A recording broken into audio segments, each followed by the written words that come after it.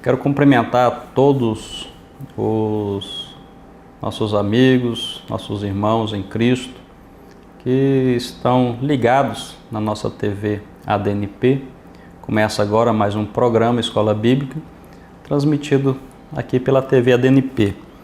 Estamos na lição 10, que dia 8 de setembro estaremos então em nossas igrejas, estudando mais esse tema, que traz o seguinte título: A Alegria do Salvo em Cristo. Esse é o tema que estudaremos então no dia 8 de setembro, no domingo próximo. Como sempre fazemos, temos lido o texto áureo e hoje queremos seguir esse protocolo que sempre temos seguido. Então, o texto áureo da nossa lição diz: alegrai-vos sempre no Senhor. E novamente vos afirmo, alegrai-vos. Registrado em Filipenses, no capítulo 4, e também o versículo de número 4. Essa lição, começaremos fazendo uma pergunta, já que o tema dela diz a alegria do salvo em Cristo. Aí vem à nossa mente então a seguinte pergunta: como ter alegria em meio à tribulação?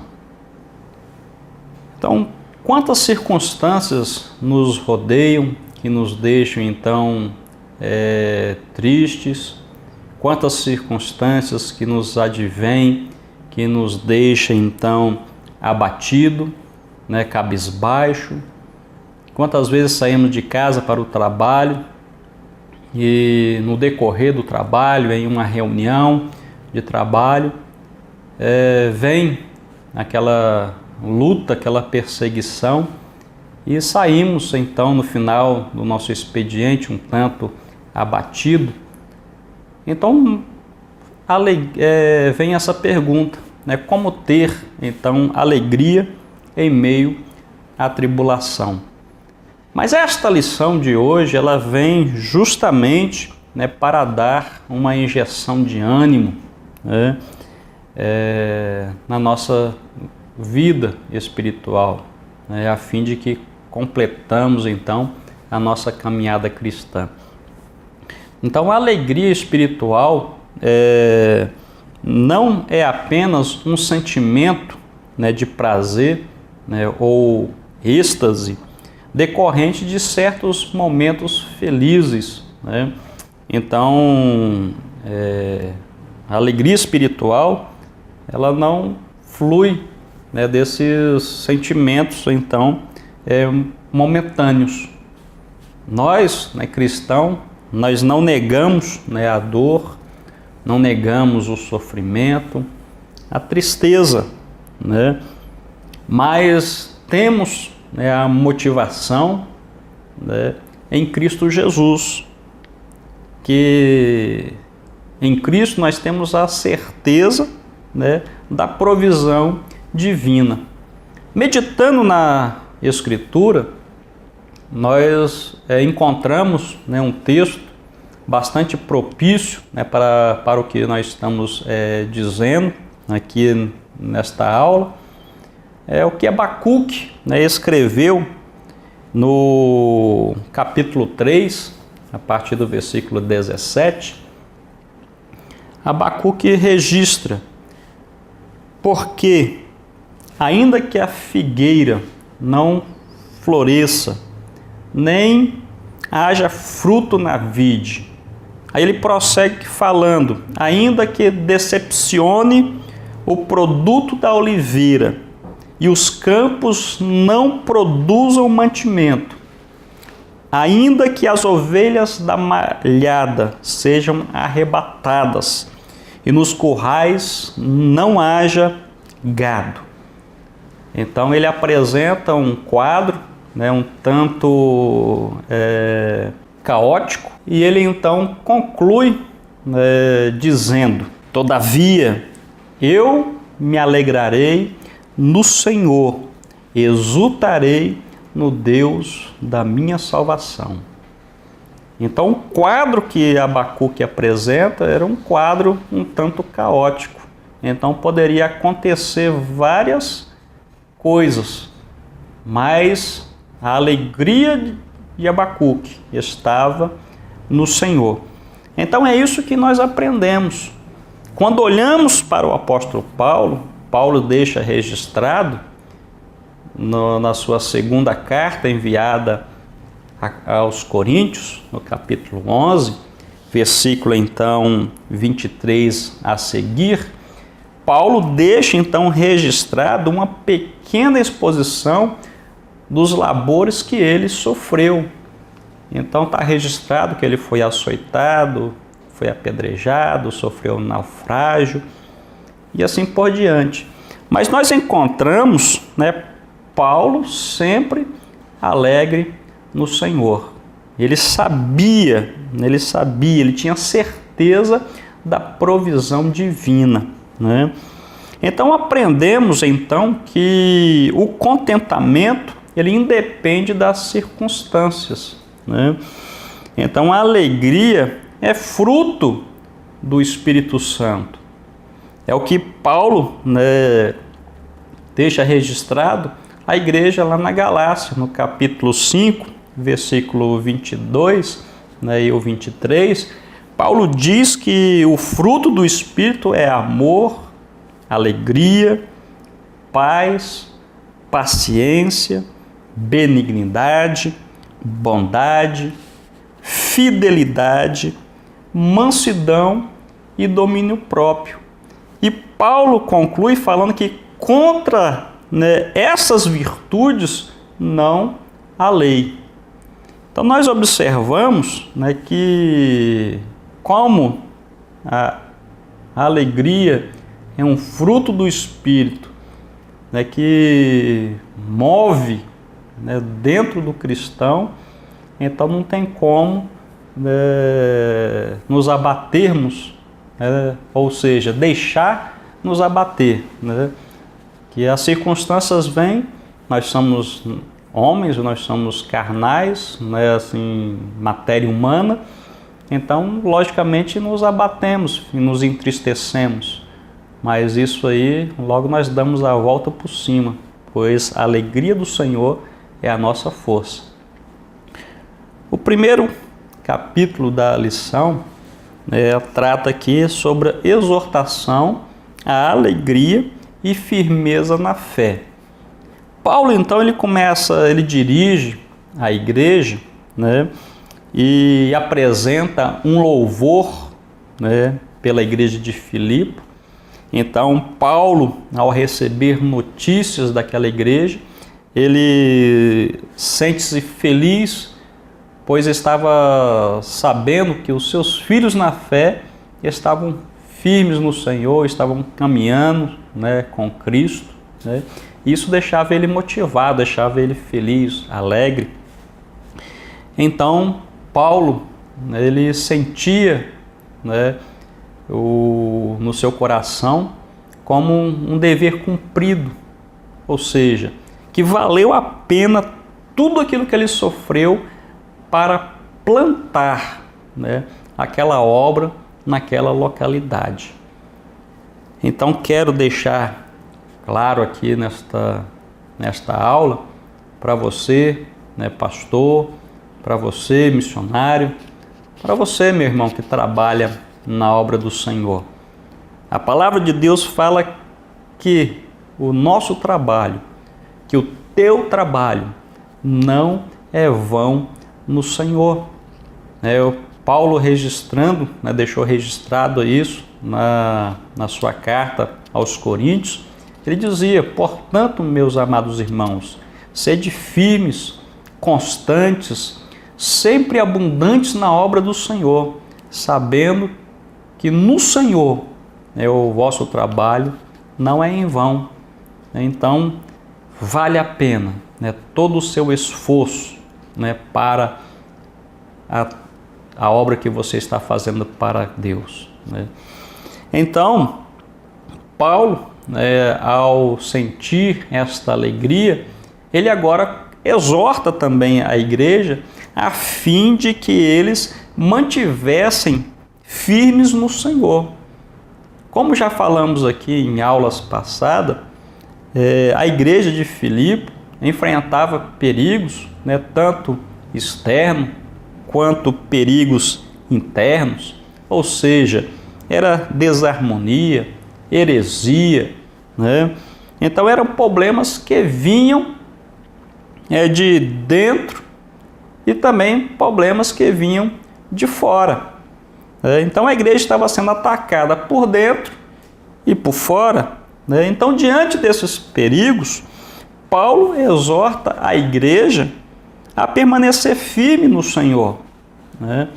Então a igreja deve permanecer firme, então, por causa da herança, por causa da vocação celestial, ela deve estar firme ou permanecer firme, a despeito da hostilidade dos legalistas e dos libertinos, e deve permanecer firme diante dos sinais de desarmonia nos relacionamentos, e até diante do desacordo de pensamento.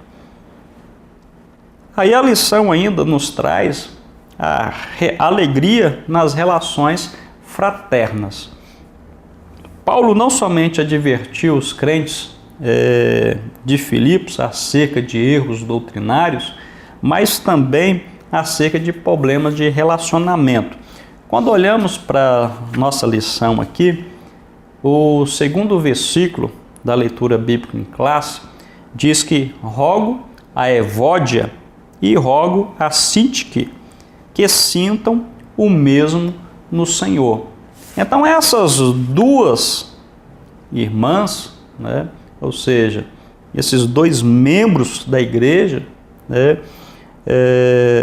estavam passando por um problema de pequena monta, podemos assim dizer, e esse problema não foi mencionado aqui nesta carta, mas Paulo deixa claro que havia então uma desarmonia de pensamento, um desacordo então entre essas duas irmãs, não importando então a natureza, mas isso representava então uma ameaça à unidade espiritual da igreja como um todo, Quero dizer que precisamos então aproximar as pessoas e não afastá-las, A igreja é um corpo,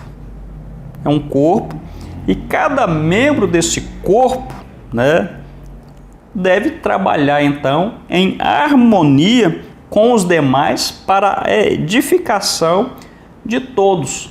Ou seja, se o corpo é um e os membros são muitos, mas esses membros formam esse corpo, Então não há espaço para o individualismo, não há espaço então para partidarismo. Então nós temos que trabalhar em harmonia. Ou seja, eu dependo de você, eu dependo de A, de B, de C, não sou independente. E nós devemos agir desta forma a fim de um bem coletivo, Então, quando olhamos aqui para essa linha de pensamento, que não podemos então estar unido a Cristo e desunido com os demais irmãos, Não há uma comunhão vertical sem uma comunhão horizontal. Ninguém pode estar em paz com Deus e com desavença com os irmãos. Por isso, a desunião dos crentes no mundo fragmentado é escândalo. Então, Paulo ele recomenda que haja então a união. Então, Paulo aqui ele rebate esse pequeno desajuste, né, que estava acontecendo ali na igreja de Filipe. E ele prossegue ainda dizendo, né, a lição aqui, que a alegria de ter os nomes escritos no livro da vida. Bom, o livro da vida, então, corresponde a um registro que contém o nome, né, de todos aqueles, né, que aceitaram o sacrifício vicário de Jesus Cristo, nosso Senhor. E quando olhamos para as Escrituras, muito tempo atrás, percebemos que Moisés ele já tinha consciência da existência deste livro. Em uma certa circunstância, em uma certa situação, Moisés chegou a falar para o Senhor: Senhor, ou se o Senhor perdoa esse povo, ou se não o Senhor risca então o meu nome do livro da vida. E Deus então foi bem enfático, respondeu para Moisés, falou assim: olha, Moisés, aquele que tiver pecado contra mim, eu riscarei o seu nome do meu livro. Este eu riscarei o nome dele do meu livro. Então, os homens podem então ter tanto o nome incluído neste livro, quanto também serem excluídos também deste livro. Aí eu faço uma pequena reflexão. Você tem convicção de que o teu nome está escrito neste livro? Você já parou para pensar, ou você compreende o valor disto, de ter o nome escrito neste livro? Convicção. Então, todos podem dizer o contrário, mas você está convicto. Fala assim: o meu nome está registrado no livro da vida. O segundo capítulo da lição, o segundo tópico da lição, vai abordar a alegria divina sustenta a vida cristã. Aí a lição nos traz que a alegria permanente no Senhor. Pesquisando sobre essa situação, encontramos então um comentário registrado no livro em um livro que traz como tema Filipenses, alegria triunfante no meio das provas. É da editora Agnus, escrito pelo pastor Hernandes Dias Lopes, e ele faz um comentário bem interessante a respeito desta alegria permanente no Senhor. Então ele fala que o apóstolo Paulo fala pelo menos de 3 características da alegria. Primeiro, a alegria é uma ordenança, não é uma opção. Então, quando olhamos aqui para o texto áureo, o texto áureo, Paulo diz para os filipenses: alegrai-vos sempre no Senhor. E outra vez vos digo, alegrai-vos. Então, Paulo não estava dizendo: olha, você tem que alegrar, como se fosse uma opção. Olha, mas Paulo foi bem enfático: alegrai-vos no Senhor. Então, ser alegre é um mandamento e não uma recomendação. É por isso que, como já dissemos aqui, que a alegria é um fruto do Espírito Santo na vida do cristão. É por isso que sempre encontramos o crente feliz, o crente alegre com o Senhor, independente da circunstância que ele esteja passando. Ele está sempre feliz com o Senhor, porque ele tem a certeza que o Senhor irá suprir as suas necessidades, que o Senhor irá dar a vitória, e assim por diante. Então, nós olhando aqui, né, que o apóstolo Paulo, então, ele fala sobre essas três características, sendo ela a primeira, que a alegria, então, ela é uma ordenança e não uma opção. Segundo, a alegria é ultra circunstancial. Então, Paulo diz que devemos nos alegrar sempre, né? Ou seja, como a vida, então, é um mosaico, né, em que não falta, então, as cores escuras do sofrimento, nossa alegria não pode, né, estar vinculada ou não pode depender das circunstâncias. Se fosse assim, só viveríamos tristes, porque falta dinheiro, a saúde muitas vezes não está boa, é tribulação no trabalho, você está no trânsito, o carro bate, o carro quebra, e aí por diante. Então são inúmeras circunstâncias que nos rodeiam, mas nós não deixamos nos abater diante dessas circunstâncias. Estamos sempre cantando, né, alegres e felizes ao Senhor, sabendo que a alegria do Senhor é a nossa força. Bom, e a terceira característica que o livro aqui do pastor Hernandes aborda é que a alegria, ela é, então, cristocêntrica. Então, nossa alegria, então, está centrada em Cristo. Então, quem ama, ou quem tem Jesus, melhor falando, né, experimenta, então, a verdadeira alegria. Então, quem não tem Jesus pode ter momentos de alegria, pode, mas não a verdadeira alegria que somente Cristo dá, né? Então, seguindo aqui a lição também traz a alegria cuja fonte é Cristo. Então, ao enfrentar muitas vezes, né, oposições dentro e fora da igreja, por causa do evangelho que Paulo então pregava, o apóstolo sabia lidar com essas situações por causa do gozo do Senhor, né?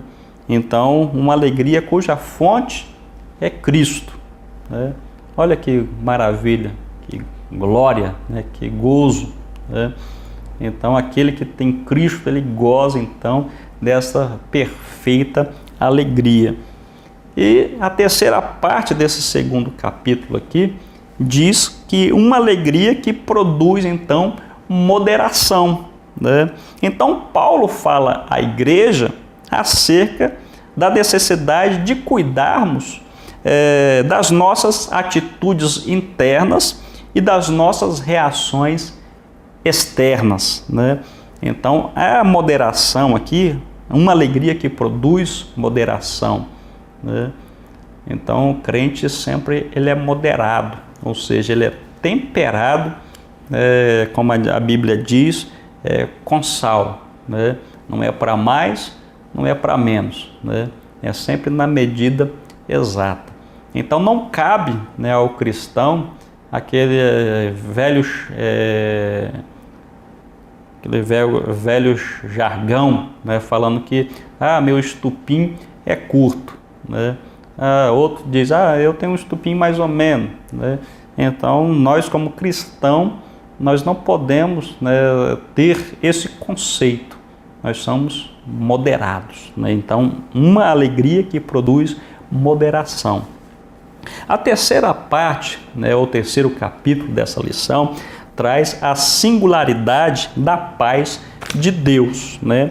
Então, a primeira parte desse terceiro capítulo fala sobre a alegria desfaz a ansiedade e produz a paz. A ansiedade é a maior doença do século. Então, de acordo, olha, isso é pesquisa, né? Um dado interessante, curiosidade. De acordo com a Organização Mundial de Saúde, mais de 50% das pessoas que passam pelos hospitais são vítimas de ansiedade, né? Então, a alegria do Senhor ela desfaz, né, a ansiedade, produz a paz, né? A segunda parte, né, desse terceiro capítulo trata sobre uma paz que excede, então, todo entendimento. Ou seja, a mente natural não é capaz, né, de compreender, né, esta paz que o Senhor produz. Então, Paulo também registrando, né, em seus ensinamentos, nos seus escritos, ele diz que o homem natural não pode compreender, então, as coisas do Espírito, né? Então, quando Paulo diz que uma paz que excede a todo o entendimento, então, se nós formos analisar, né, na ótica humana, né, não conseguiríamos, então, entender, né, sobre esta paz, né, que somente Cristo dá. E a terceira e última parte é uma paz que guarda, então, o coração e os sentimentos do cristão ou do crente, né? Então, eu já fico por aqui, meu tempo, né, esgotou-se, né?